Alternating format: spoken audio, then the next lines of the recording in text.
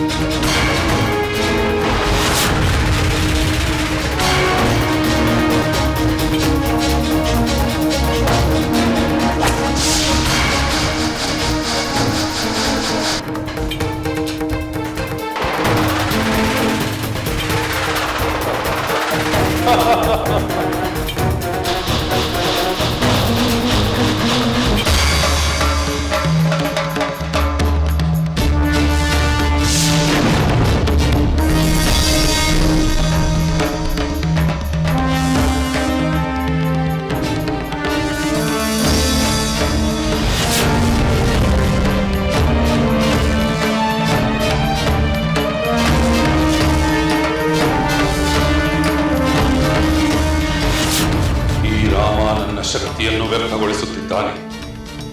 ಹೀಗೆ ಆದರೆ ನಾನು ಇವನ ಮೇಲೆ ಗೆಲುವು ಸಾಧಿಸಲಾಗುವುದಿಲ್ಲ. ಪ್ರಬಲನಾದ ರಾಮನ ಮೇಲೆ ನಾನು ವಿಶೇಷ ಶಕ್ತಿಯನ್ನೇ ಪ್ರಯೋಗಿಸಬೇಕು. ಹೌದು, ಇಂದ್ರಜಿತು ಹೋಮ ಮಾಡಿ ಪಡೆಯಲಾಗದ್ದನ್ನು ಪಡೆಯಲು ನಾನೇಕೆ ಪ್ರಯತ್ನಿಸಬಾರದು? ಹೌದು, ಅದೇ ಸರಿ, ಅದೇ ಸರಿ.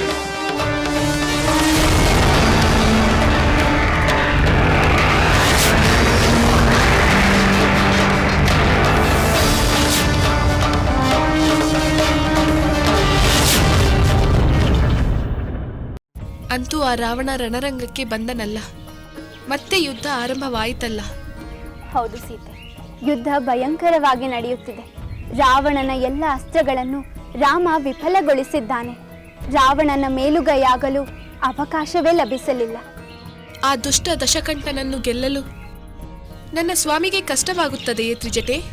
ಕಷ್ಟವಾಗದಿದ್ದರೂ ಸ್ವಲ್ಪ ಸಮಯ ಹಿಡಿಯಬಹುದು.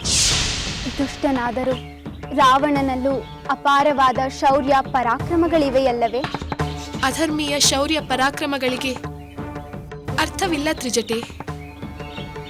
ಅಬಲೆಯಾದ ಹೆಣ್ಣಿನ ಮೇಲೆ ದೌರ್ಜನ್ಯವೆಸಗಿದ ಅವನ ಶೌರ್ಯ ಪರಾಕ್ರಮಗಳು ಗೌರವಕ್ಕೆ ತಕ್ಕದಲ್ಲ. ಅದೆಲ್ಲ ಒಡೆದು ಹೋದ ದೋಣಿಯಂತೆ ಬಹುಬೇಗನೆ ಮುಳುಗಿ ಹೋಗಲೇಬೇಕು. ಮುಳುಗಿ ಹೋಗುವುದು ಬಹುಶಃ ಅವನಿಗೆ ಗೊತ್ತಿರಬೇಕು. ಆದ್ದರಿಂದಲೇ ಕಡೆಯ ಪ್ರಯತ್ನ ಮಾಡಲು ಅವನು ರಣರಂಗದಿಂದ ಅದೃಶ್ಯನಾಗಿರಬೇಕು. ಏನೆಂದೆ?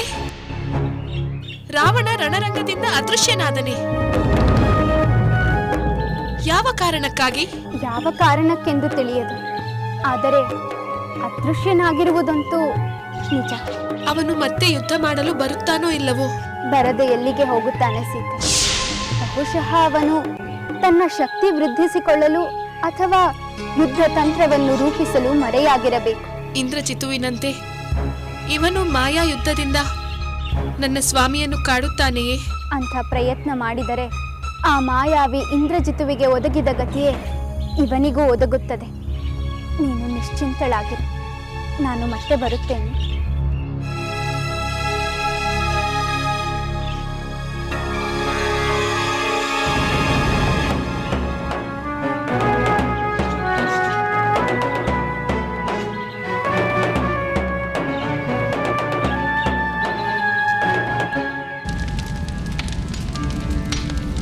अस्त्रबल शस्त्रबल बाहुबल उडुगितेनो बंधुबल आत्मबल दैवबल अडगिते अस्त्रबल शस्त्रबल बाहुबल उडुगितेनो बंधुबल आत्मबल दैवबल अडगितेनो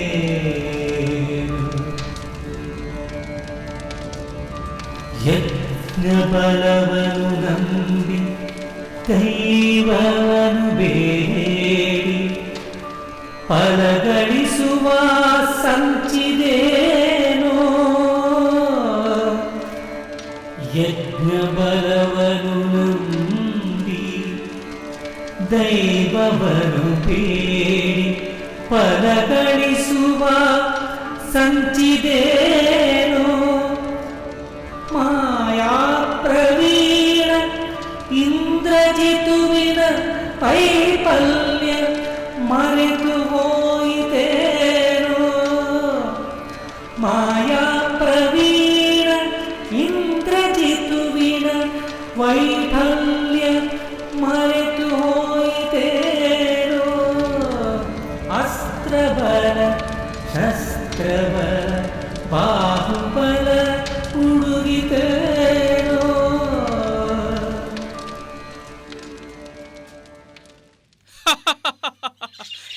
ವಿಚಿತ್ರವಾಗಿದೆ. ರಾಕ್ಷಸೇಂದ್ರ, ಲಂಕೇಶ್ವರ, ದಶಕಂಠ ದೇವತೆಗಳನ್ನೇ ಗಡಗಡನೆ ನಡುಗಿಸಿದವನು. ಆದರೆ ಯುದ್ಧ ರಂಗದಲ್ಲಿ ಸೋಲಿನ ಸೂಚನೆ ಸಿಕ್ಕ ಕೂಡಲೇ ಓಡಿ ಹೋಗ್ಬಿಡುತ್ತಾನೆ. ಜೀವಭಯ ಸುಗ್ರೀವ, ಜೀವಭಯ. ಅವನು ನಿಜವಾದ ವೀರನೇ ಆಗಿದ್ದರೆ ಮೊದಲು ತಾನು ರಣರಂಗಕ್ಕೆ ಬಂದು ಹೋರಾಡದೆ ಬಂಧು ಮಿತ್ರರನ್ನು ಕಳಿಸಿ ಕಳೆದುಕೊಳ್ಳುತ್ತಿರಲಿಲ್ಲ. ನಿನ್ನ ಮಾತು ಅಕ್ಷರಶಃ ಸತ್ಯ ಮಾರುತ. ಅಹಂಕಾರದ ಅಮಲಿನಲ್ಲಿ ಮತ್ತೆ ಮತ್ತೆ ತಪ್ಪುಗಳನ್ನೇ ಮಾಡುತ್ತಾ ಬಂದ ರಾವಣ ಈಗ ತನ್ನ ಮೇಲೆ ತನಗೆ ವಿಶ್ವಾಸವಿಲ್ಲದಂತಾಗಿದ್ದಾನೆ. ಅದಕ್ಕಾಗಿಯೇ ಅವನು ಮತ್ತೆ ಮತ್ತೆ ಮರೆಯಾಗುತ್ತಿದ್ದಾನೆ. ಸುಂದರಿ, ಅಂದರೆ ಈಗ ನಮಗಿರುವುದು ಒಂದೇ ದಾರಿ. ಆ ರಾವಣ ಎಲ್ಲೇ ಇರಲಿ ಅವನನ್ನು ಹುಡುಕಿಕೊಂಡು ಹೋಗಿ ವಧಿಸುವುದು. ಆ ಇಂದ್ರಜಿತುವನ್ನು ಅವನು ಹೋಮ ಮಾಡುತ್ತಿದ್ದ ಕಡೆಗೆ ಹುಡುಕಿಕೊಂಡು ಹೋಗಿ ಅವನೊಂದಿಗೆ ಯುದ್ಧ ಮಾಡಿದಂತೆ ಆ ರಾವಣನಿರುವ ಕಡೆಗೆ ಹೋಗಿ ಹೋರಾಡೋಣ. ಪ್ರಾಣ ರಕ್ಷಣೆಯೇ ಪ್ರಧಾನವಾದರೆ ಆ ರಾವಣ ನಮ್ಮ ಕೈಯಿಂದ ತಪ್ಪಿಸಿಕೊಳ್ಳುತ್ತಾನಲ್ಲವೇ? ಇಲ್ಲ, ಈ ಸಲ ಅವನು ತಪ್ಪಿಸಿಕೊಳ್ಳಲು ಬಿಡುವುದಿಲ್ಲ. ಅವನು ಪಾರಾಗದಂತೆ ದಶ ದಿಕ್ಕುಗಳಿಗೂ ನನ್ನ ಬಾಣಗಳಿಂದ ದಿಗ್ಬಂಧನ ಹಾಕುತ್ತೇನೆ. ಅಷ್ಟೆಲ್ಲ ಯೋಚಿಸುವ ಅಗತ್ಯವೇ ಇಲ್ಲ ಲಕ್ಷ್ಮಣ. ಅವನು ಯುದ್ಧ ಭೂಮಿಗೆ ಬಂದೇ ಬರುತ್ತಾನೆ. ಈ ಸಲ ಬಂದಾಗ ಅವನು ಬೇರೆ ಎಲ್ಲಿಗೂ ಹೋಗುವುದಿಲ್ಲ, ಯಮನ ಮನೆಗೆ ಹೋಗುತ್ತಾನೆ. ಪ್ರಭು ರಾಮಚಂದ್ರ, ರಾಮಚಂದ್ರ ಪ್ರಭು ಪ್ರಭು ರಾಮಚಂದ್ರ ಪ್ರಭು ರಾಮಚಂದ್ರ ಏನು ವಿಭೀಷಣ, ಏಕೆ ಈ ಧಾವಂತ? ಪ್ರಭು ರಾಮಚಂದ್ರ, ನಾವೀಗ ರಾವಣನಿರುವಲ್ಲಿಗೆ ಹೋಗಿ ಅವನ ಕಾರ್ಯವನ್ನು ತಪ್ಪಿಸಬೇಕು. ಇಲ್ಲವಾದರೆ ಮತ್ತಷ್ಟು ಬಲಿಷ್ಠನಾಗುತ್ತಾನೆ. ಅವನನ್ನು ಮಣಿಸುವುದು ಕಷ್ಟವಾಗುತ್ತದೆ. ರಾವಣ ಎಲ್ಲಿದ್ದಾನೆ ವಿಭೀಷಣ? ಆ ರಾವಣ ತನ್ನ ಮಗನಂತೆ ತಾನೂ ಕೂಡ ಒಂದು ಕಡೆ ಕುಳಿತು ಹೋಮ ಮಾಡುತ್ತಿದ್ದಾನೆ. ನಾವು ಅಲ್ಲಿಗೆ ಹೋಗಿ ಆ ಹೋಮ ಪೂರ್ಣಾಹುತಿಯಾಗದಂತೆ ತಡೆದು ಅದರ ಫಲ ದೊರೆಯದಂತೆ ಮಾಡಬೇಕು.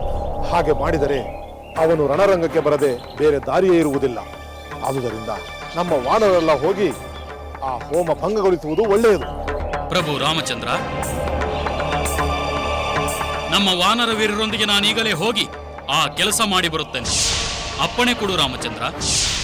ಆಗಲಿ ಅಂಗದ, ಹೋಗಿ ಬಾ. ವಾನರ ವೀರರೇ,